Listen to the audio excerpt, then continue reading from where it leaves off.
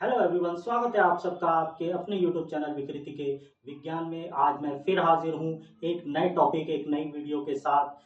पिछली वीडियो में हमने एक बैक्टीरिया की बात की थी, जिस बैक्टीरिया का नाम है माइकोबैक्टीरियम ट्यूबरक्लोसिस, और जो कि एक डिजीज कॉज करता है। उस डिजीज का नाम है ट्यूबरक्लोसिस। तो आज की वीडियो में हम इसी ट्यूबरक्लोसिस डिजीज के बारे में डिटेल में बात करेंगे। वीडियो में आगे बढ़ने से पहले आपसे रिक्वेस्ट है कि चैनल को सब्सक्राइब करिए, बेल आइकॉन को दबाना मत भूलिएगा, ताकि आपको फ्यूचर में भी सारे मेरे वीडियो के नोटिफिकेशंस मिलते रहें। तो ये जो ट्यूबरक्लोसिस डिजीज है, इसको हम आयुर्वेद में राजक्षमा से कोरिलेट करते हैं। आम भाषा में हम इसको टीबी के नाम से जानते हैं, तथा हिंदी लैंग्वेज में इसको तपेदिक के नाम से जाना जाता है। तो जैसा कि हमने पिछली वीडियो में जाना था कि इस डिजीज का कितना हाई प्रिवलेंस रेट है, सदियों से ये डिजीज कॉज कर रही है और आज भी इसके इंसिडेंस बहुत देखा जाता है। लगभग वर्ल्ड में 1/3 पॉपुलेशन इससे इन्फेक्टेड है, यानी कि 2 बिलियन लोग ट्यूबरक्लोसिस से इन्फेक्टेड हैं, जिनमें से लगभग 3 मिलियन पीपल हर साल इस डिजीज की वजह से मर जाते हैं। अगर हम इंडिया की बात करें तो इंडिया में भी इसका हाईएस्ट प्रेवलेंस रेट देखने को मिलता है। लगभग इंडिया में 2.5 मिलियन केसेस इस डिजीज के देखने को मिलते हैं और हर साल लगभग 500,000 लोग इस डिजीज की वजह से इंडिया में अपनी जान खो देते हैं। इसके अलावा इस डिजीज के साथ और भी बहुत सी प्रॉब्लम जुड़ी हुई हैं, जैसे कि ये एचआईवी के साथ कोमॉर्बिड होके अपने इन्फेक्शियस रेट को, अपनी डेथ रेट को बहुत ज़्यादा बढ़ा देता है। इसके अलावा आज के टाइम में हम देख रहे हैं कि इस डिजीज पे multi drug resistant disease develop कर रही है, यानी कि मल्टीपल ड्रग जो इसके खिलाफ इफेक्टिव थे वो अब रेजिस्टेंट होते जा रहे हैं। तो इसीलिए इस सब प्रॉब्लमों के कारण, इतने हाई प्रिवलेंस रेट के कारण हमें इस डिजीज के बारे में डिटेल से जानना चाहिए, ताकि हम इस डिजीज के स्प्रेड को रोक सकें और इसके ट्रीटमेंट में भी हम रोल प्ले कर सकें। तो सबसे पहले इस डिजीज की पैथोजेनेसिस के बारे में बात करते हैं कि कैसे ये बॉडी में डेवलप करती है और इस डिजीज की वजह से बॉडी में क्या क्या चेंजेस होते हैं। जैसा कि हमने पिछली वीडियो में ही जाना था कि ये बैक्टीरिया एक एरोबिक बैक्टीरिया है, यानी कि इसको अपने सर्वाइवल और प्रोलिफरेशन के लिए ऑक्सीजन की ज़रूरत है। ऑक्सीजन लेस एनवायरनमेंट में ये सर्वाइव नहीं कर सकता। तो इसी वजह से इस बैक्टीरिया को बहुत ज़्यादा प्यार है पल्मोनरी एपिथेलियम से। इसीलिए हमें ज़्यादातर पल्मोनरी ट्यूबरक्लोसिस के केसेस देखने को मिलते हैं, क्योंकि ये बैक्टीरिया लंग्स में पहुंच जाता है और वहां उसे अबंडेंस में ऑक्सीजन मिलती है। इसीलिए ज़्यादातर हमें पल्मोनरी ट्यूबरक्लोसिस के केसेस देखने को मिलते हैं।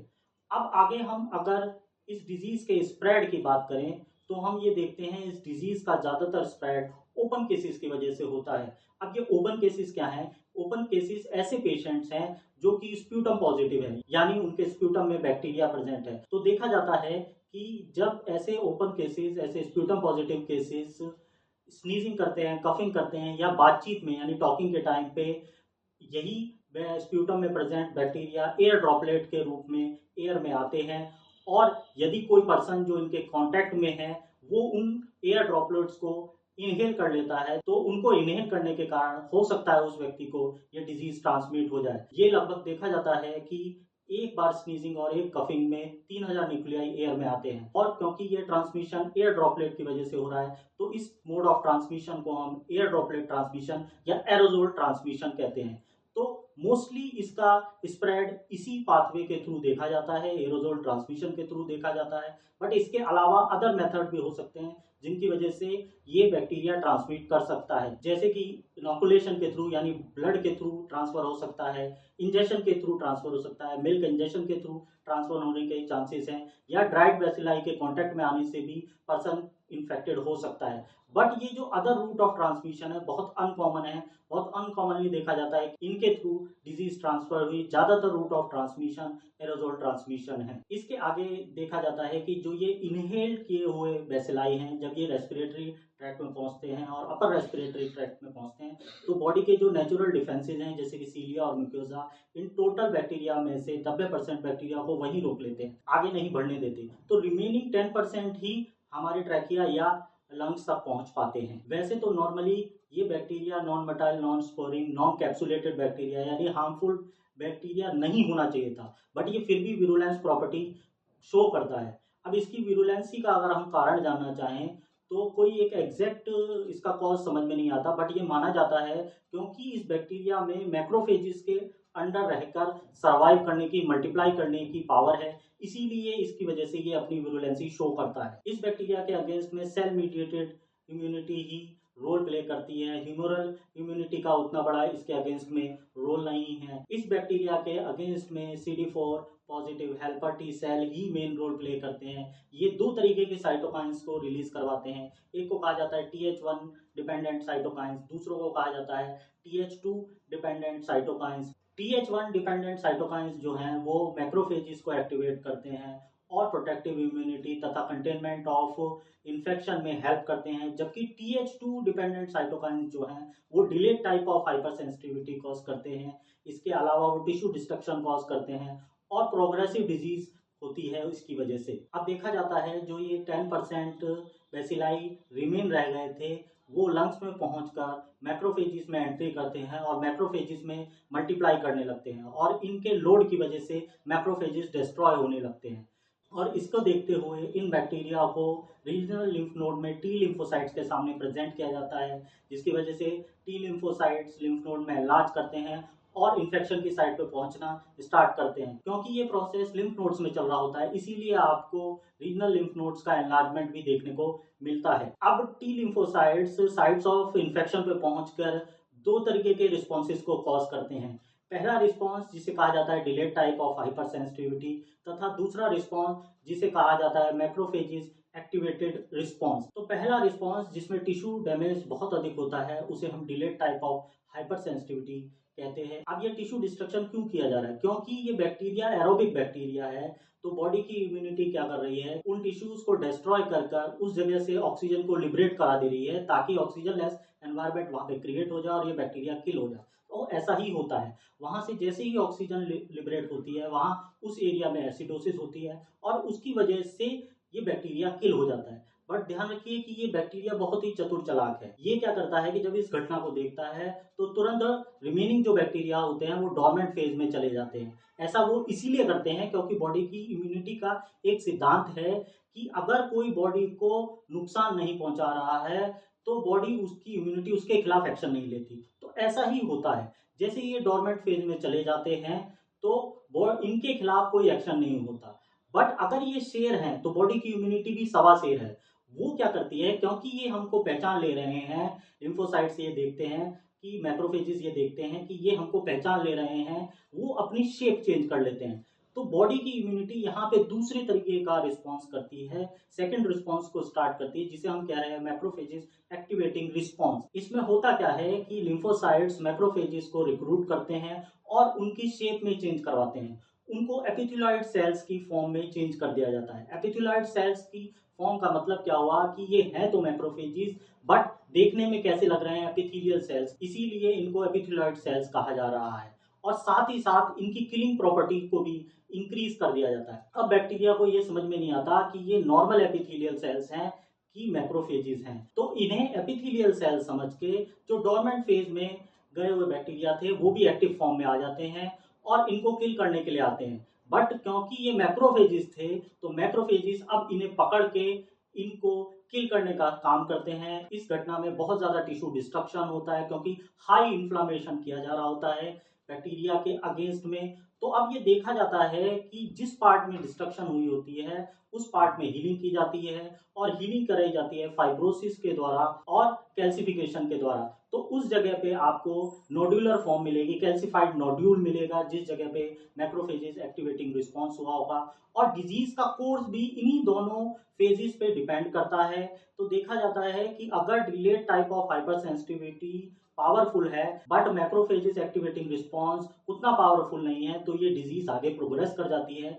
बट अगर मैक्रोफेजेस एक्टिवेटिंग रिस्पॉन्स पावरफुल है तो ये डिजीज वहीं कंटेन हो जाती है। तो ये जो TH1 डिपेंडेंट साइटोकाइंस थे वो मैक्रोफेजेस एक्टिवेटिंग रिस्पॉन्स को करवाते हैं, जबकि TH2 dependent cytokines delayed type of hyper sensitivity को कॉज करते हैं। तो देखा जाता है कि ये ट्यूबरक्लोसिस बॉडी के जिस भी पार्ट में होगी उस पार्ट में एक कैरेक्टरिस्टिक लीजन बनता है जिसको हम ग्रेनुलोमा कहते हैं। और क्योंकि ये ग्रेनुलोमा कुछ और डिजीजेस में भी हमें देखने को मिलता है, इसीलिए ट्यूबरक्लोसिस के ग्रेनुलोमा को हम ट्यूबरकुलर ग्रेनुलोमा या ट्यूबरकिल भी कहते हैं। तो ग्रेनुलोमा क्या है? ग्रेनुलोमा एक रिंग सर्कुलर लाइक स्ट्रक्चर है जिसमें वेरियस सेल्स की रिंग्स होती हैं। इसमें देखा जाता है कि सेंटर में आपको कैल्सिफाइड या नॉन कैल्सिफाइड एरिया मिलता है, बट नेक्रोटिक एरिया आपको देखने को मिलेगा। और उसके चारों ओर एपिथेलियोइड सेल्स होते हैं। फिर उसके चारों तरफ आपको लिम्फोसाइट्स की रिंग देखने को मिलेगी। इसके बाद जो अगली रिंग आपको देखने को मिलती है वो फाइब्रोसाइट्स की होती है। अब यहाँ पे फाइब्रोसाइट्स क्यों प्रेजेंट है? क्योंकि जब ये प्रोसेस कंप्लीट हो जाएगा तो उस एरिया में हीलिंग करवाई जाएगी, और हीलिंग क्योंकि फाइब्रोसिस के द्वारा होगी तो इसीलिए वहां पे आपको एक रिंग फाइब्रोसाइट्स की भी देखने को मिलती है। आपको यहाँ फिगर में भी ये सारी रिंग देखने को मिल रही होंगी कि एक अंदर सेंटर एरिया नेक्रोटिक एरिया है, उसके बाहर एपिथेलियोइड सेल्स हैं। अगर देखा जाता है कि 2-3 एपिथेलियोइड सेल्स आपस में मिलते हैं तो एक बड़ा सा सेल बनाते हैं जिनको जाइंट सेल कहते हैं हम। और अगर ये जाइंट सेल का न्यूक्लियस हॉर्स शू की शेप में है तो इसको कहा जाता है लैंगरहैंस सेल्स बोल दिया जाता है इन्हें। और यही लैंगरहैंस सेल्स और जाइंट सेल्स डायग्नोस्टिक फीचर्स हैं ट्यूबरक्लोसिस के। अगर आप हिस्टोपैथोलॉजी करते हैं पेशेंट की और उसमें अगर आपको हॉर्स शू शेप में न्यूक्लियस दिख रहा है यानी लैंगरहैंस सेल्स या जाइंट सेल्स दिख रहे हैं तो इसका मतलब पेशेंट में कंफर्म ट्यूबरक्लोसिस है। अब इसके चारों ओर आपको लिम्फोसाइट्स की रिंग दिख रही होगी, उसके बाद फाइब्रोसाइट्स की आपको रिंग दिखेगी। अब ये फाइब्रोसाइट्स यहाँ पे क्यों हैं? क्योंकि जब ये पूरा इन्फ्लामेटरी प्रोसेस कंप्लीट हो जाएगा तो इस एरिया में हीलिंग की जाएगी, और हीलिंग क्योंकि फाइब्रोसिस के द्वारा करवानी है तो इसीलिए यहाँ पे फाइब्रोसाइट्स की आपको रिंग भी देखने को मिल रही होगी। तो चलिए अब आगे ट्यूबरक्लोसिस के टाइप्स की बात करते हैं। तो इसके 2 टाइप्स हैं, ये 2 टाइप किए गए हैं on the basis of time of infection and types of response के आधार पे। तो 2 टाइप्स हैं इसके, एक पहला है प्राइमरी ट्यूबरक्लोसिस, दूसरा है पोस्ट प्राइमरी ट्यूबरक्लोसिस या सेकेंडरी ट्यूबरक्लोसिस या अडल्ट ट्यूबरक्लोसिस। तो अब प्राइमरी ट्यूबरक्लोसिस की अगर हम बात करें तो प्राइमरी ट्यूबरक्लोसिस सबसे पहला इनिशियल इन्फेक्शन है जो कि ट्यूबरक्लोसिस के बैक्टीरिया के कारण होता है। ये इंडिया में ज्यादातर बच्चों में देखा जाता है। इसमें देखा जाता है कि लंग्स में एक सब प्लूरल फोकस बनता है। पेशेंट में आपको ट्यूबरकुलर निमोनिया देखने को मिलेगा। पेशेंट में ये सब प्लूरल फोकस या तो अपर लोब के लोअर पार्ट में या लोअर लोब के अपर पार्ट में देखने को मिलता है। इस सब प्लूरल फोकस को हम गून फोकस कहते हैं। और साथ ही साथ में आपको हाइलर लिम्फ नोड्स का एनलार्जमेंट भी देखने को मिलता है। तो जो कोन फोकस है और हाइलर लिम्फ नोड के एनलार्जमेंट को मिला के एक नाम दिया गया है, इसको प्राइमरी कॉम्प्लेक्स कहा जाता है। और ये जो प्राइमरी कॉम्प्लेक्स है इसके सेंटर का पार्ट अगर कैल्सिफाइड है तो इसको रैंके कॉम्प्लेक्स कहा जाता है। तो ये दोनों ही आपको किसमें प्राइमरी ट्यूबरक्लोसिस में देखने को मिल सकते हैं। तो एक बार इन्फेक्शन होने के बाद इस प्राइमरी कॉम्प्लेक्स को डेवलप करने में 3 से 8 हफ्ते लगते हैं। इस प्राइमरी कॉम्प्लेक्स के डेवलपमेंट के साथ ही बॉडी में ट्यूबरकुलर हाइपर सेंसिटिविटी भी डेवलप कर जाती है। अब देखा जाता है आगे इन 3 से 8 हफ्तों के बाद 2 से 6 हफ्ते में ये प्राइमरी कॉम्प्लेक्स पूरी तरीके से हील हो जाता है। ज्यादातर केसेस में केवल उस जगह पे एक आपको कैल्सिफाइड नोड्यूल की डेवलपमेंट देखने को मिलती है, बाकी कंप्लीटली ये डिजीज हील कर जाती है। बट जो पेशेंट जिनमें इम्यूनिटी क्या है डिमनाइज्ड है उनमें देखा जाता है कि ये डिजीज इतने टाइम पीरियड में हील नहीं होती जबकि आगे प्रोग्रेस कर जाती है। इन पेशेंट्सों में ऐसा देखा जाता है कि other types of tuberculosis develop कर जाती हैं, जैसे कि मिलियरी ट्यूबरक्लोसिस जिसकी इमेज आपको स्क्रीन पे देखने को मिल रही होगी। उसके अलावा इंटेस्टाइनल ट्यूबरक्लोसिस या मेनिंजियल ट्यूबरक्लोसिस या disseminated other forms of tuberculosis ऐसे पेशेंटों में देखने को मिलती है जिनकी इम्यूनिटी क्या है डिमिनिश्ड है, कम है। तो अब आगे पोस्ट प्राइमरी ट्यूबरक्लोसिस की बात करते हैं। तो पोस्ट प्राइमरी ट्यूबरक्लोसिस देखा जाता है कि जो प्राइमरी ट्यूबरक्लोसिस है उसके रीएक्टिवेशन के कारण या एक्सोजिनस इन्फेक्शन के कारण होती है, यानी बाहर से दोबारा से पर्सन री इन्फेक्ट हो जाए ट्यूबरकुलोसिस के बैक्टीरिया के द्वारा, तब पोस्ट प्राइमरी ट्यूबरकुलोसिस होती है। इस फेज में देखा जाता है कि पेशेंट में बहुत हाई रेट में टिश्यू डिस्ट्रक्शन होता है, बहुत ज़्यादा नेक्रोसिस होती है जिसकी वजह से लंग्स में कैविटेशन हो जाता है। आप इमेज में कैविटेशन भी देख रहे होंगे, बट इम्यूनोडेफिशिएंट पेशेंट में आपको कैविटेशन नहीं देखने को मिलेगा, यानी जिनकी इम्यूनिटी डिमिनिश्ड है उनमें इस स्टेज में कैविटी फॉर्मेशन नहीं होता। उनमें क्या होता है, उनमें अदर पार्ट्स की ट्यूबरक्लोसिस ज़्यादा अधिक देखने को मिलती है, यानी डिसेमिनेटेड फॉर्म ज़्यादा देखने को मिलता है ट्यूबरक्लोसिस का। और इसमें ये देखा जाता है कि क्योंकि हाई टिश्यू डिस्ट्रक्शन हो रहा है और जब ये पेशेंट खांसता है या चीखता है तो यही एक्सपेक्टोरेंट पार्ट हवा में एयर आता है जिसकी वजह से अदर पेशेंट भी इससे इन्फेक्टेड होते हैं। इस फेज में लिम्फ नोड का एनलार्जमेंट बड़ा ही अनयूजुअल है, देखने को नहीं मिलता है आपको। इस डिजीज के रिस्क फैक्टर्स की बात करते हैं, यानी किन पेशेंटों में ट्यूबरकुलोसिस होने के ज्यादा रिस्क है। तो सबसे पहला रिस्क फैक्टर है duration and intimacy with the tubercular patient, यानी कि जितना ज्यादा ड्यूरेशन होगा, जितना ज्यादा इंटीमेसी होगी, क्लोज कॉन्टैक्ट वाले लोग होंगे, उतना ज्यादा टीबी होने के चांसेस उन लोगों में ज्यादा है। तो ज्यादातर देखा भी जाता है कि जो फैमिली मेंबर्स हैं, जो बच्चे हैं, इनमें ज्यादातर ट्यूबरकुलोसिस आपको देखने को मिलेगी। इसके अलावा सेकंड फैक्टर है degree of infectivity of tubercular patient, यानी कि ऐसे पेशेंट जिनमें पल्मोनरी ट्यूबरकुलोसिस है, जो स्प्यूटम पॉजिटिव है, यानी कि एक्सटेंसिव पल्मोनरी ट्यूबरकुलोसिस है विद स्प्यूटम पॉजिटिव पेशेंट, जिनमें कैविटी फॉर्मेशन हो गया है, या ऐसे पेशेंट जिनको लैरिंजियल ट्यूबरकुलोसिस हुई है, इनका ज्यादा इन्फेक्टिव रेट होता है बनस्पत अदर तरीके की ट्यूबरकुलोसिस, जैसे कि इंटेस्टाइनल ट्यूबरकुलोसिस, मेनिंजियल ट्यूबरकुलोसिस या बोन मैरो की ट्यूबरकुलोसिस कम इन्फेक्शन कॉज करती है बाकी इन सब कॉजेज के अलावा। इसके बाद अगला रिस्क फैक्टर एज से जुड़ा हुआ है। तो देखा जाता है कि चिल्ड्रन जिनकी उम्र 4 साल या 4 साल से कम है, यंग अडल्ट में या कि ओल्ड एज पेशेंटों में ट्यूबरकुलोसिस का रेट ज्यादा देखने को मिलता है, क्योंकि इन सारी कंडीशनों में बॉडी की इम्यूनिटी फिजियोलॉजिकली ही कम होती है। इसके बाद जो फैक्टर आता है वो फीमेल से रिलेटेड जुड़ा हुआ है। तो 30 एज ग्रुप से लेकर 40 एज ग्रुप के फीमेल्स में इसका इंसिडेंस देखने को ज्यादा मिलता है, हालांकि इसका रीजन अभी तक क्लियर नहीं है कि ऐसा क्यों होता है।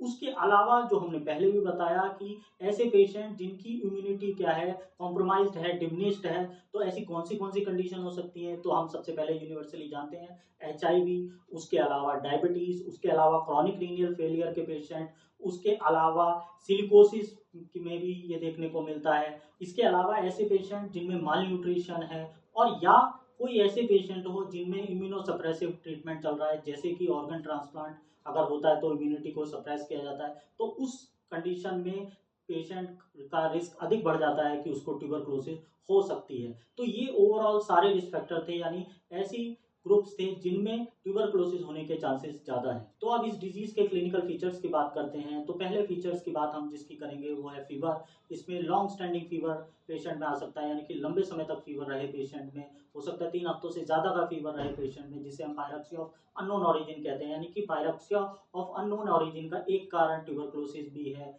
पेशेंट में नाइट स्वेटिंग देखने को आपको मिल सकती है। इसके अलावा पेशेंट में एनोरेक्सिया देखने को मिल सकता है, यानी पेशेंट की भूख कम हो जाए, लॉस ऑफ एपेटाइट हो। इसके अलावा पेशेंट में आप में को एक्सट्रीम वेट लॉस देखने को मिल सकता है, कॉन्टिन्यूसली पेशेंट का वेट कम होता जा रहा है। इसके अलावा जो मेन फीचर और है कि आपको स्प्यूटम के साथ में ब्लड आ सकता है, यानी हिमोप्टोसिस हो सकती है, यानी पेशेंट खांसे तो उसके बलगम के साथ खून आ सकता है। अब इसके अलावा अदर्स फीचर्स में हम देखें तो पेशेंट में आपको डिस्निया देखने को मिल सकता है, पेशेंट में आपको प्लूरिटिक चेस्ट पेन देखने को मिल सकता है, यानी फ्लैंक्स में आपको पेशेंट के पेन देखने को मिलेगा। उसके अलावा अगर हम एग्जामिनेशन करें पेशेंट का, तो पेशेंट में एनीमिया देखने को मिल सकता है, पेशेंट में लिम्फेडिनोपैथी, हाइलर लिम्फ नोड का एनलार्जमेंट आपको देखने को मिल सकता है। और यदि हम पेशेंट को ऑस्कल्टेट करेंगे तो ऑस्कल्टेशन में हमें क्रैप्स मिल सकता है ड्यू टू इन्फिल्ट्रेशन, और कैवर्नस ब्रीथिंग मिल सकती है due two cavity formation. Cavernous breathing का मतलब है कि आपको एक हॉलो एरिया में हवा गूंज रही है और उस गूंजने की आवाज आपको सुनाई दे रही है। और इसके अलावा फीमेल पेशेंट में आपको ऑलिगोमेनोरिया या एमनोरिया देखने को मिल सकता है। तो ये ओवरऑल आपको क्लिनिकल फीचर्स ट्यूबरकुलोसिस में देखने को मिलते हैं। तो इस तरीके से आपने देखा कि किस तरीके से ट्यूबरकुलोसिस बहुत ही डेंजरस डिजीज है। इसकी वजह से बॉडी के बहुत से ऑर्गन्स में डिस्ट्रक्शन होता है, और साथ ही साथ ये हर एज ग्रुप के पेशेंट्स में आपको देखने को मिल रहा है, हर जेंडर्स में देखने को मिल रहा है। इस डिजीज के साथ HIV अगर कॉम्बिनेशन में है तो ये डिजीज और डेंजरस हो जाती है। उसके अलावा मल्टी ड्रग रेजिस्टेंस ट्यूबरकुलोसिस भी आज के टाइम में डेवलप कर रही है। तो ओवरऑल इसके साथ इतनी सारी समस्याएं जुड़ी हुई हैं, इसीलिए हमने इस वीडियो को क्रिएट किया, इस वीडियो को बनाया, ताकि हम इसके बारे में जानकारी को फैला सकें। यहाँ पे मैंने ट्यूबरकुलोसिस के इन्वेस्टिगेशन की बात नहीं करी है, क्योंकि इन्वेस्टिगेशन अपने आप में एक बहुत अच्छा टॉपिक है। उसके बारे में हम किसी अदर वीडियो में खुल के बात करेंगे कि क्या क्या हम इन्वेस्टिगेशन ट्यूबरकुलोसिस में करवा सकते हैं। तो होपफुली आपको वीडियो पसंद आई होगी। आपसे बस यही रिक्वेस्ट है कि इसी तरीके से मेरे साथ बने रहिए, और वीडियो को लाइक करिए, शेयर करिए, चैनल को सब्सक्राइब करिए। तो फिर एक नई वीडियो के साथ, एक नए टॉपिक के साथ फिर मिलेंगे। तब तक के लिए शुक्रिया, धन्यवाद, नमस्कार।